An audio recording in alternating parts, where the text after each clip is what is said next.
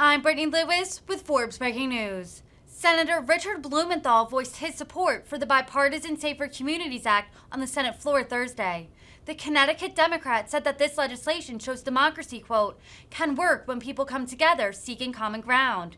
The bill was prompted after a series of mass shootings sparked a nationwide outcry for action on guns. Here's more from the Democratic lawmaker. I want to thank my colleague and friend from Texas, as well as the team that worked with him, Senators Murphy, Tillis, Sinema, and all of us who worked with them. Where he is surely right is that we have shown that democracy works, at least that it can work, when people come together seeking common ground and responding to the overwhelming sense of urgency on the American people about solving a problem. And that democracy working stands in stark juxtaposition to the tableau on the other side of the Congress, the House commission that is investigating the near overthrow of that democracy. So for all who are doubting and all who may have doubts in the future, we are providing some reassurance that we can get things done and solve problems. My mind goes back to watching that gallery almost 10 years ago in the wake of the Newtown tragedy, the unthinkable murder of 20 beautiful children and 6 brave educators at Sandy Hook Elementary School. And when we failed to take action then on a very modest improvement in the background check system, we had 55 votes, but not enough to reach 60. I will never forget the cry of shame, shame, that came from that gallery. I remember the Sandy Hook families were in that gallery, and at least 2 of them are here today, Mark Barton and Nicole Hockley. And today, it's not only those families that are in the gallery, it is the movement that those families, through their immeasurable grief and unthinkable trauma, created in the wake of that unimaginable murder.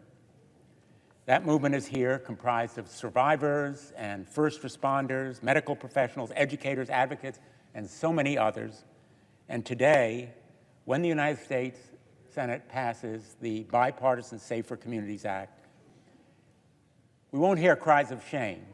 There will be cries of relief, finally. I'm proud to have been part of the team that negotiated this measure and to have worked with colleagues on the other side of the aisle, like Senator Cornyn. This is not the measure I fought for. It's not the measure I would have written if I'd been doing it alone, but it marks meaningful progress. If you wait to get everything in the United States Senate, chances are you will get nothing. Progress is better than nothing. This measure will save lives, not all the lives that we want to save, but it will save lives. And I'll be proud to vote for it today. After 30 years, hundreds of thousands of gun deaths after Sandy Hook and dozens of failed legislative proposals, we are finally taking this step forward.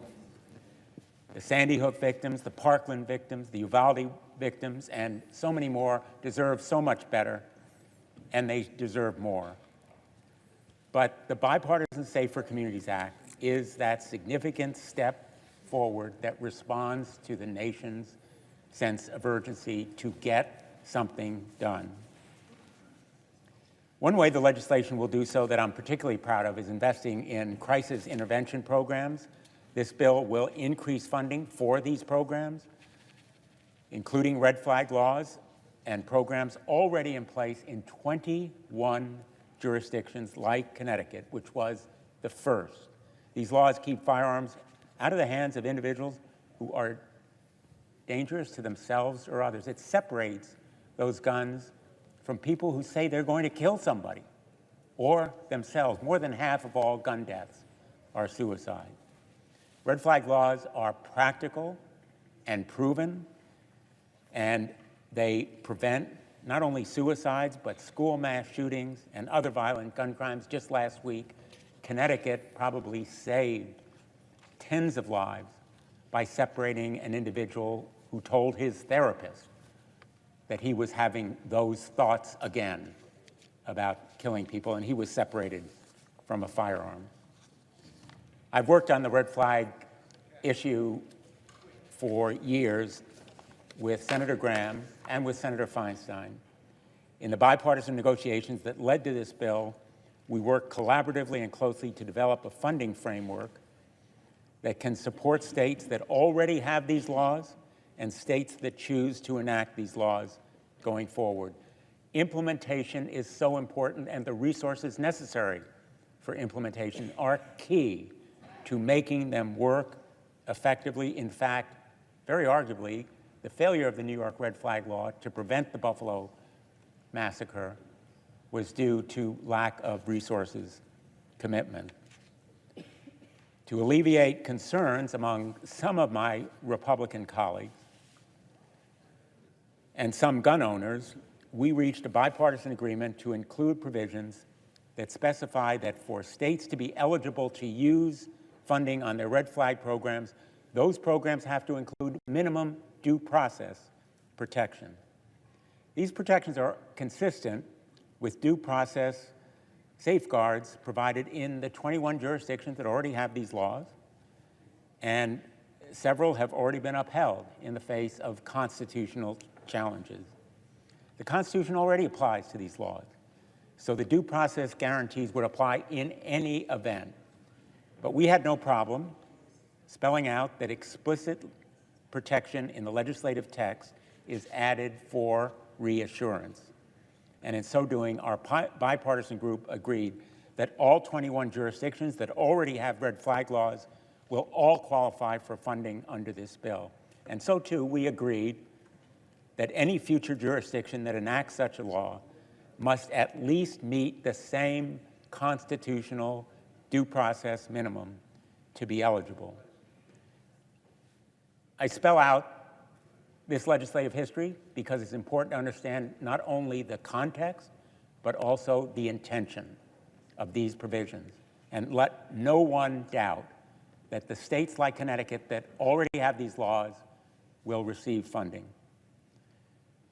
I'm also pleased that among other measures, we've substantially shrunk, even if not eliminated, the boyfriend loophole. We've made straw purchasing and trafficking illegal at the federal level, a measure that I know as a former U.S. attorney, chief federal prosecutor in Connecticut is enormously important.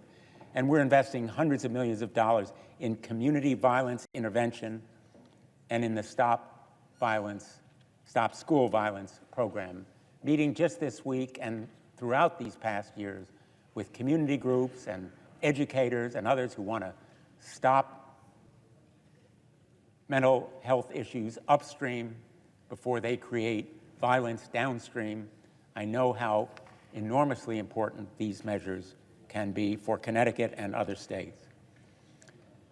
Finally, let me say, I've come to the Senate floor too many times to count, to call on us to honor with action those incredibly strong, brave families from Sandy Hook, from all around the country who have created this movement that we have now.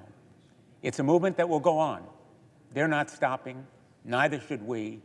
We need to continue with the same sense of urgency and purpose, that movement toward making America even safer.